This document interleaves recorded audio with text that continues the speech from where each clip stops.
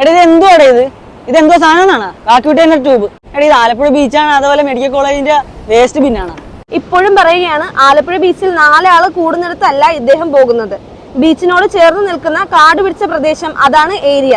ബീച്ചിന്റെ അടുത്ത് തന്നെ ഗൈനക് ഹോസ്പിറ്റലും ഉണ്ട്. കാട് പിടിച്ചിരിക്കുന്ന സ്ഥലമായിക്കോട്ടെ, പിടിച്ചു നിൽക്കാത്ത സ്ഥലമായിക്കോട്ടെ, ക്ലീൻ ആക്കാനായിട്ട് ഇറങ്ങുന്നുണ്ടല്ലോ.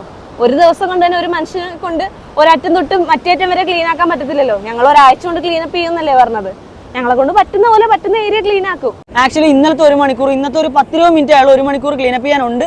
ആക്ച്വലി ആ ഒരു ചെറിയ സമയം കൊണ്ട് നമുക്ക് കിട്ടിയേക്കുന്ന മെഡിക്കൽ വേസ്റ്റ് ആണ് ഈ കാണുന്ന സാധനമൊക്കെ. നിങ്ങൾ പറയുന്നത് എന്തുവാണ്, ഇങ്ങനെ ക്ലീനപ്പ് ചെയ്യാൻ ഇറങ്ങി കൂടാന്നാണോ?